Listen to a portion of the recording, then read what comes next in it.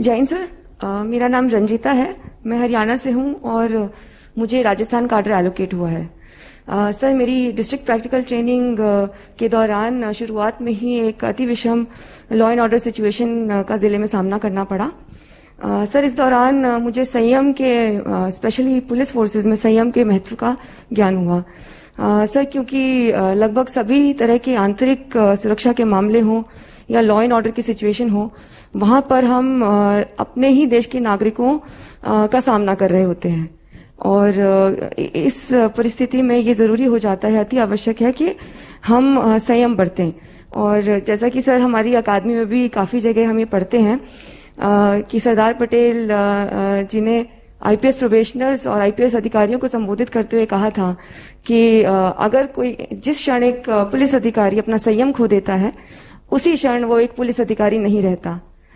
तो सर, और इस ट्रेनिंग के दौरान सर, चाहे वो अकादमी में हो या चाहे वो जिले की जो व्यवहारिक प्रशिक्षण था उसके दौरान हो, ये लगातार एहसास होता रहा कि जो पुलिस के आदर्श हैं, जो मूल्य हैं, जैसे कि धैर्य हो, संयम हो या साहस हो, उसका सर मुझे लगातार आभास होता रहा।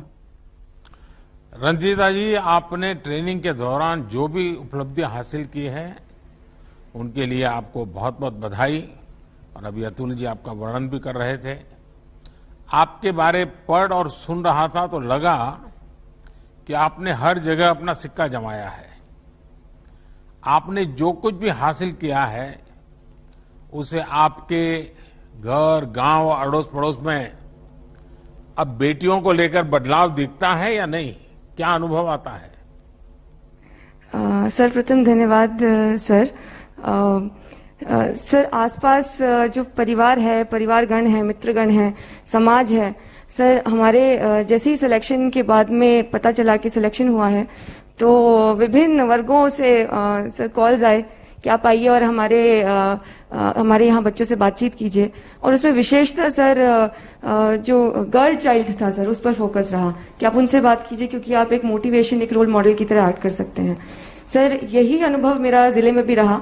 वहां पर भी काफी बार ऐसा अवसर आया जहां पर मुझे बुलाया गया कि मैं विशेषतः महिला स्टूडेंट से बात करके उनको मोटिवेट करूं, उनको इंस्पायर करूं। और कहीं ना कहीं सर, ये जो वर्दी है इसमें एक आइडेंटिटी, एक पहचान तो मिलती है और एक जिम्मेदारी और एक चुनौती का भी एहसास होता है। और अगर एक महिला को वो वर्दी में देखते हैं और इससे उनको कहीं ना कहीं थोड़ा भी मोटिवेशन और इंस्पिरेशन मिलता है सर, ये मेरे लिए असली उपलब्धि रहेगी। रंजीता जी, आपकी योग में भी बहुत रुचि है।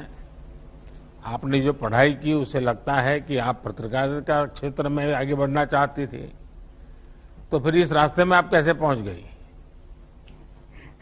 सर, यहाँ पर भी एक कहानी है। सर, मुझे लगता है कि मैंने निजी क्षेत्र में काम किया है इससे पहले लगभग 8-9 साल।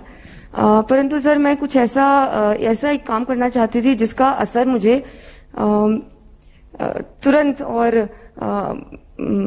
तुरंत देखने को मिल सके और समाज के करीब से मैं उस समाज के लिए काम कर सकूं। सर, क्योंकि निजी क्षेत्र में आपका दायरा बहुत सीमित रहता है, तो वहां पर उसका वो व्यापक तरीके से आप अपनी छाप नहीं छोड़ सकते हैं।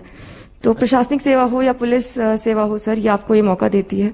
और जहां तक वर्दी का सवाल है सर, तो इसमें तो मुझे ये बेहद ही जिम्मेदारी और सम्मान की बात है कि मुझे भारतीय पुलिस सेवा का हिस्सा होने का अवसर मिला है। अच्छा रंजीता जी, आपने अपने लिए कोई ऐसा लक्ष्य तय किया है जो आप देश की पुलिस व्यवस्था को बेहतर बनाने के लिए जरूर अमल में लाना चाहेगी?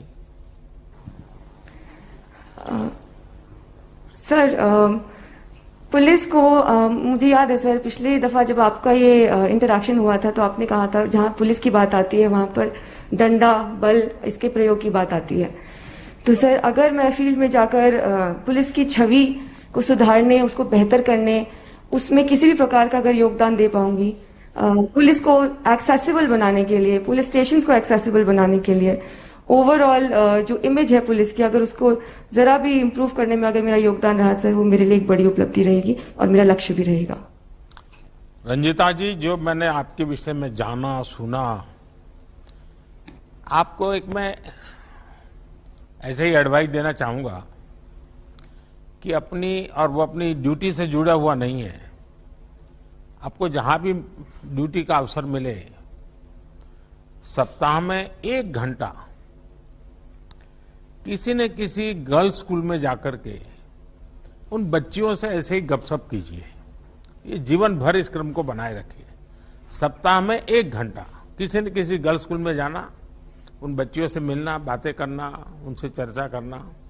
और दूसरा, हो सके अगर योगा की आपकी प्रैक्टिस कंटिन्यू रहती है तो कहीं खुले बगीचे में बच्चियों के लिए योगा का एक आध क्लास भी चलाइए, जिसमें आप बीच बीच में जाया करें, ऑर्गेनाइज करें।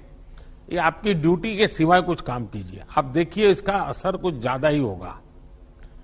खैर, आपसे जो जो बातें हुई हैं, मैं आपको बहुत बहुत शुभकामनाएं देता हूं। देखिए, हरियाणा हो या राजस्थान, हम सभी जानते हैं कि बीते कुछ वर्षों में बेटियों को आगे बढ़ाने में काफी काम हुआ है।